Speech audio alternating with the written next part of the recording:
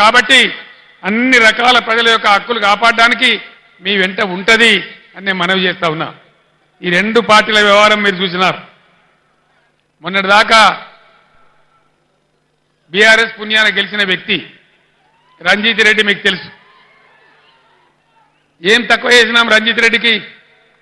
MP ticket ఇవ్వలేదా, గౌరవించలేదా, గెలిపించలేదా అని నేనే వచ్చి ప్రార్థిస్తే మీరే ఓటేయలేదా? ఇలా ఎందుకు పార్టీ మారిండు రంజిత్ రెడ్డి? దేనికోసం మారిండు? ఆయన మన పొద్దుతిరుగుడు పువ్వా? అధికారం ఎటువంటి ఆడు తిరుగుతాడా? దయచేసి ఆలోచన చేయాలి. ఈ ఇద్దరు వ్యక్తులు కూడా ఎవరికి తెలిసిన వాళ్ళు కాదు. బీజేపీ తరఫున నిలబడ్డాయినా కానీ ఇలా కాంగ్రెస్కి వెళ్ళి వచ్చాడైనా కానీ ఏ కారణం మీద పోయిండు రంజిత్ రెడ్డి? ఎందుకు పోయిండు? ఎందుకు పోయిండండి?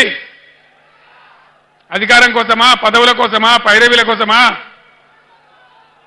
దయచేసి దానికి మీరే సమాధానం చెప్పాలి. ఈ విధంగా ఉన్న వాళ్లకు ధీటైనటువంటి దెబ్బ మీరు కొట్టాలని చెప్పి నేను మనవి చేస్తా ఉన్నా.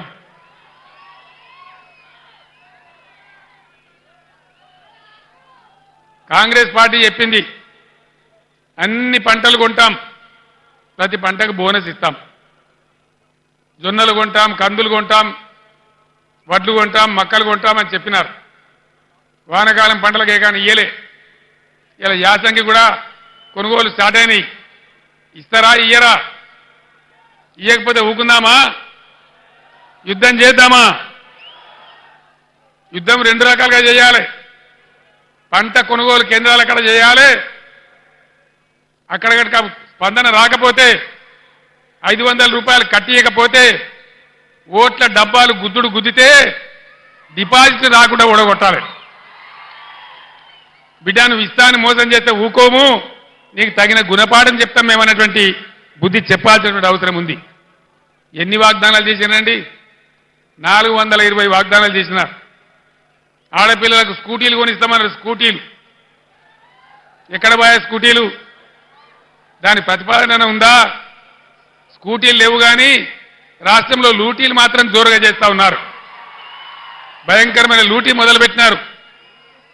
హైదరాబాద్తో సహా కేసీఆర్ గవర్నమెంట్ ఉన్నప్పుడు రంగారెడ్డి జిల్లాలో, మేడ్చల్ జిల్లాలో, మల్కాజిగిరి జిల్లాలో, యావత్ తెలంగాణ వ్యాప్తంగా భూముల ధరలు ఎట్లా ఉండే, ఇలా భూముల ధరలు ఎక్కడికి పోయినాయి?